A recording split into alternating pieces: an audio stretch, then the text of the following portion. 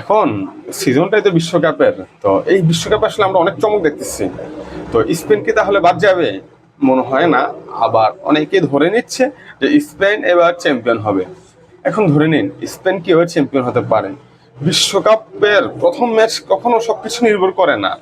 আমরা 2010 বিশ্বকাপে দেখছিলাম স্পেন প্রথম ম্যাচ হেরে গেছে, তারপর তারা চ্যাম্পিয়ন। তারপর 2022 বিশ্বকাপে আর্জেন্টিনা হেরে গেছিল, তারাও চ্যাম্পিয়ন। এখন প্রথম ম্যাচে ড্র কিংবা হেরে যাওয়া সেটা মেজর ইস্যু না, নির্ভর করছে আপনি আপনার পরের ম্যাচগুলো কিরকম ভাবে খেললেন।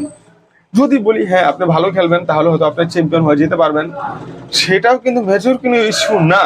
কিন্তু আমার কাছে সবচেয়ে বেশি আশ্চর্যজনক লাগছে কি জানেন? 385 কিলোমিটার, হ্যাঁ এরকমই, অলমোস্ট প্রায় 400 কিলোমিটারেরও কম, সরি, হ্যাঁ এরকমই প্রায় 385 মাইলের মতো ছোট একটা দেশ, তাদের মোট জনসংখ্যা কত জানেন? মাত্র 6 লাখ। বলছিলাম কার কথা জানেন? যে ক্যাপ ভার্দে, যারা স্পেনকে পুরো রুখে দিচ্ছে, তারা প্রতিজ্ঞা করে নামছে আমরা স্পেনের সাথে খেলা জিতবো না, শুধু ড্র করব। তারা প্রত্যেকটা খেলোয়াড় মিলে গোল দেওয়ার চেষ্টা করে নাই, গোল শুধু ঠেকানোর চেষ্টা করছিল। আর তারা ইতিহাস গড়ে দিচ্ছে বিশ্বকাপে প্রথমবার অংশগ্রহণ করে।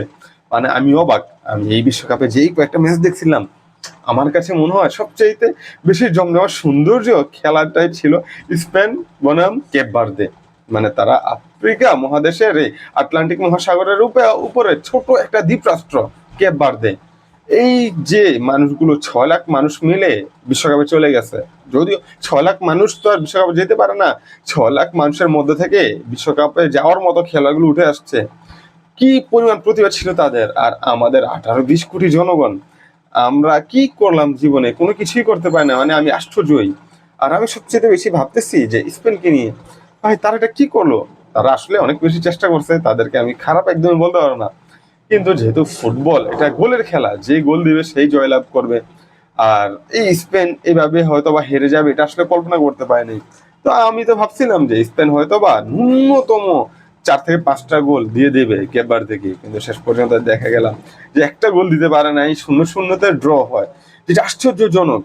তবে আমরা যারা বিশ্বকাপে এবার বেশ কিছু টিম গিয়েছে, খুব বেশি হট ফেভারিট ছিল, যেমন স্পেন, ফ্রান্স, ইংল্যান্ড, আর্জেন্টিনা, এই টিমগুলো, এরপর মরক্কো, এরা হট ফেভারিট হিসেবে বিশ্বকাপে পা রাখছে।